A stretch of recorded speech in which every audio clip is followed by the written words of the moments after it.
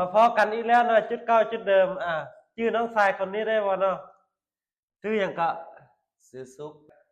ตอนนี้เฮ็ดเวียกผ่านไป2 อาทิตย์แล้วเป็นอะไรพอเฮ็ดได้บ่โอเคเยอะเจ้าเอ่ถือว่าลูกค้าซัดมาก็ตอบซัดก็พยายามตอบให้ตรงประเด็นเนาะเจ้าสมมุติลูกค้าปรึกษามาว่ารถค่อยมีคราบฝังแน่นต้องถามว่าเป็นคราบน้ำฝนหรือว่าคราบเหลืองหรือว่าคราบน้ำมันเพราะฉะนั้นเราต้องอธิบายให้ตรงจุดเพราะว่าสินค้าเรามีหลายตัวเนาะแม่นนะเราพยายามเฮ็ดให้ตรงจุดกับลูกค้าแล้วก็บ่สร้างผลเสียต่อสีรถลูกค้าหลายคน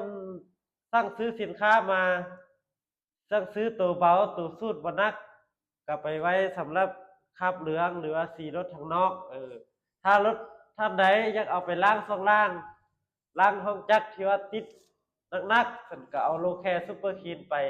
ไวๆนี้เราจะมีน้ำยาโลแคร์รีมูฟซึ่งเป็นตัวเซตยางมักต่อย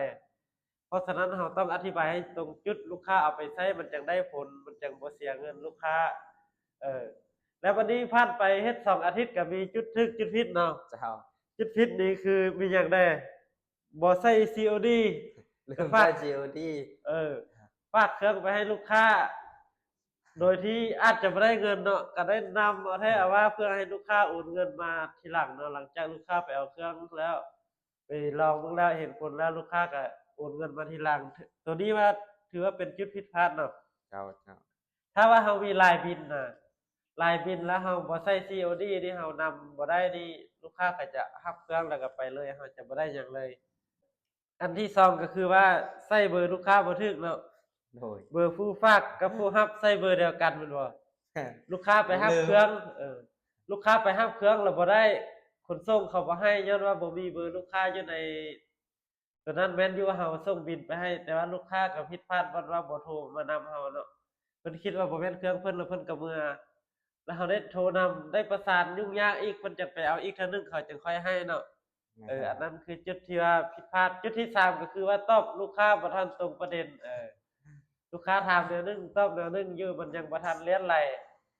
แล้วตัวที่สี่ต่อไปนี้เราจะได้เอาออกคลิปเนาะตัวอย่างลูกค้ามาลองน้ำยามันยังก็อาจจะเน้นเจ้าเป็นหลักซอยค่อยเวลาค่อยบ่อยู่เจ้าต้องได้ออกกล้องนำหรือว่าเจ้าออกกล้องผู้เดียวจะหาคนมาจับกล้องให้เพื่อว่าลูกค้ามาลองถึงห้านเราจะมีราคาพิเศษให้เลยเนาะราคาส่วนลดตัวอย่างว่า135,000ลูกค้ามาลองอยู่ห้านให้เราถ่ายคลิปเราก็จะลดอยู่แสนเหลืออยู่แสนกีบเพื่อว่าเป็นการพิ